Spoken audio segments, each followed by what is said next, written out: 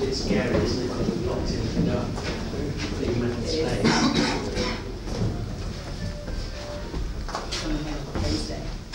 You are.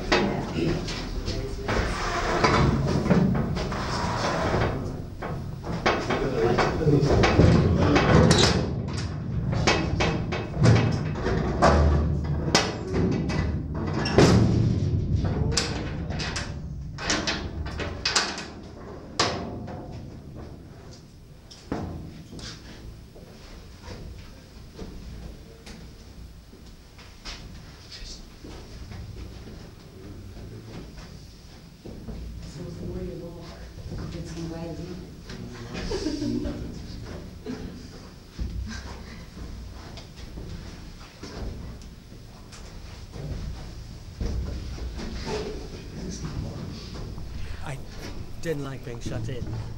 It's I liked the light, and I could see they were waiting for the light to fade away completely, and the dying light. And I knew as the light died away that we'd be left in the dark.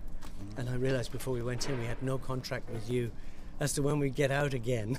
And then as the light faded, then we were really left like experiencing that darkness, and the feeling of being in steel containers is actually quite frightening because of all the associations that you have with being in that kind of space, which is like people being locked in prison, prisoners of war, people being exported from one place to another, and the time when there was, I think it was 50 Chinese people actually died in one of those containers in a park, So you have all of those things go through your head. It's not very often you're actually left in there, like that. So you think you feel something like people can feel when they are in a container? Definitely, yeah, definitely. You feel you definitely feel that. I think you certainly you get an empathetic experience with it. Yeah. So you're thinking you're going to do it again if you have the chance, or you say like I had enough? No, that was fine. That was enough. Yeah, that was enough. Yeah. What about the idea? You think about the duration? It was time enough to experience it? Yes, because everybody had the lights, and the light obviously gave you a sense of time. There was a sense of time from the time that the light was actually burning. And the short ones went first, obviously, and then we were watching each one go down, and then you're left, and you don't know how long that last part is going to last. Like when you're in there, you hope that somebody's going to come and let you out. But you don't know for sure. So. And you didn't hear us outside; it was completely just isolated. Couldn't hear you at all. No, only the very kind of scary sound of the big clasp being put across. Which made you feel even less secure. If anybody had been around the outside with a stick banging on it or anything, it would have felt. It would have been frightening. It could have been frightening. It was just enough to. It was a good level, you think? Yeah. I didn't go too far, or. No, I think that was about right. I think it was about right. It depends for who, Yeah, exactly. Because some people might be. I mean, everybody was very quiet in there, but some people might be more nervous than others, about being shut in like that for any length of time.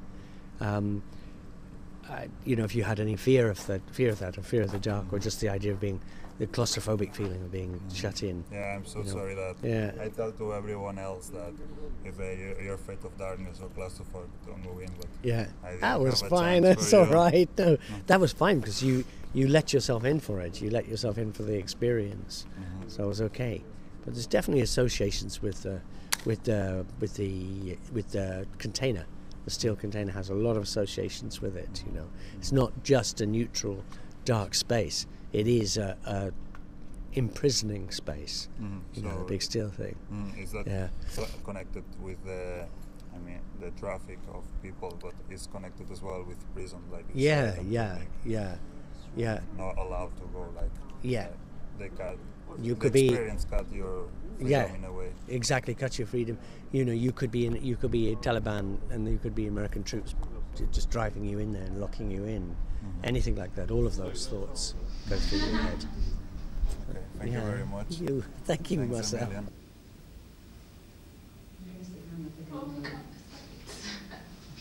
Wax and tinfoil.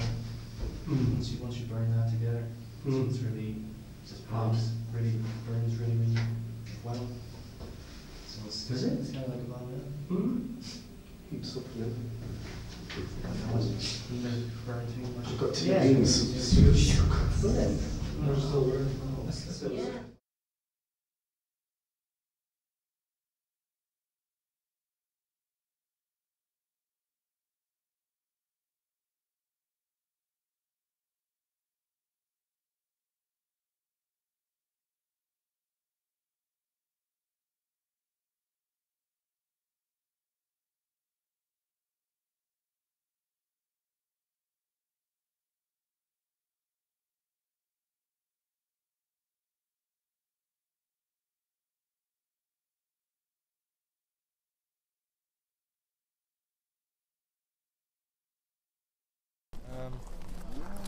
It's like going to another country, like from Mexico to America. I suppose you could say it's like you're in a mental institute as well, or you're in a hospital, you're somewhere trapped and you can't get out, and if that little bit of light, it's just a conscience. It's representing a conscience, and if they keep that alive inside, it'll keep you going. It was nice at the start, like the candlelight was nice, but then when I went out, kind of started getting claustrophobic nearly after a while, and we thought we were getting out then at one stage when we heard the door rattling, and we're there, but then you left us in there, and it started getting kind of stuffy because everyone was breathing in there. But, it wasn't too bad. If we were in there for longer, it would have been worse, I'd say. The light was there, it was grand, like, and then the lights went away, like, everyone got a bit quieter and all, and so just to get out of it then, when the lights went, I was like, come on, I want to do something.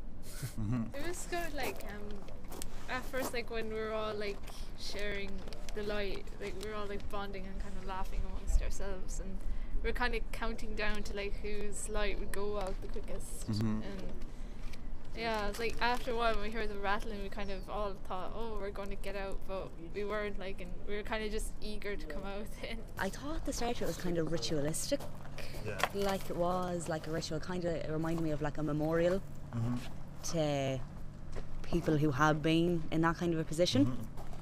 But yeah, I get a bit claustrophobic towards the end. Yeah, especially when we thought we were getting out at one stage and then we didn't, but it was nice, like it was kind of, I wasn't really too worried, it was quite peaceful in there. And there was a lot more, there was definitely a lot more conversation when the candles were lit, and then when the candles went out, it kind of died down. No, well, we all kind of were saying, I actually put my phone on silent, I think, at one stage, and then we're all kind of saying, oh, you're not allowed to use your phone, like, so we kind of made that rule ourselves, kind of, because we thought that's what was meant to be, just the light with the candle, and that was it. So we had to deal with them. I didn't mind it. I thought it was kind of therapeutic, but at the end of it, like I wasn't losing my breath, but I thought I might lose my might find it hard to breathe. But I know that was only just because it's a mental thing, like psychological. Yeah, and besides that, it was just kind of peaceful. Yeah.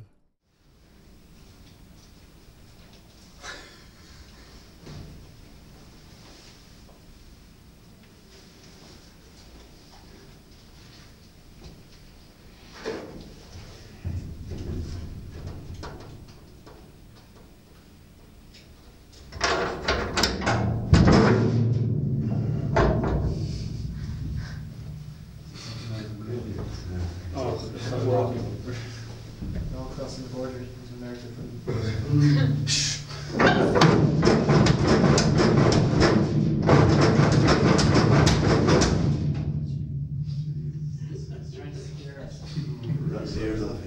I'm going to get the caretaker.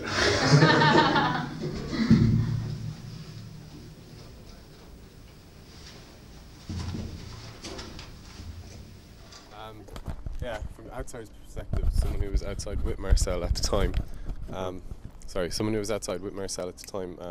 it's quite interesting because, first of all, due to the fact the container is locked away in the sense that you can't see anyone, but there's bodies in there, but the steel,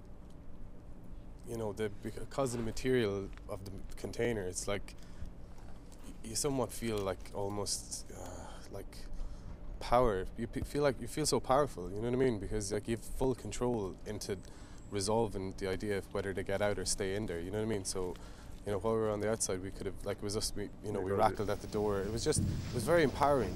You know, and because of the lack of, first we couldn't see anyone in the video after. It was just blackness, and because of the lack of face to face. It was almost like you'd kind of I'd forgotten who it was actually. You know, and they just became almost a lifestyle. What is this like?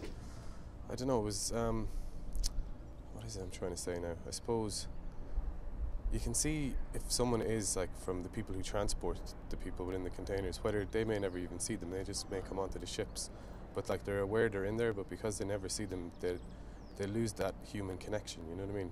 So I suppose that's it. The human connection is lost, you know, without the picture, and we didn't have the picture, so we were just felt quite. It was quite empowering. It was quite empowering. It was strange because I know I'm not explaining myself properly. It was strange the way, like, you know, we total control in your destiny. You know what I mean? We had total control of when we'd let you out. You know, we were like dictating, should we leave them in there? Should we let them out of there? Mm-hmm. You know, it was kind of like, you know, and we couldn't even. We were hoping you'd kind of start knocking on the door and wanting to get out. You know what I mean? But no one did react that way. Yeah, exactly. Yeah, but no one did react that way. So we just kind of like. It came to a stage where, because it's only a little experiment, Marcel decided to let you out, but we were like, leave them in until they actually start making noise. I was like banging the container as well, man. It caused all this, like, you know, like go around the back and bang and make sounds and the rest of it. That's it, Marcel.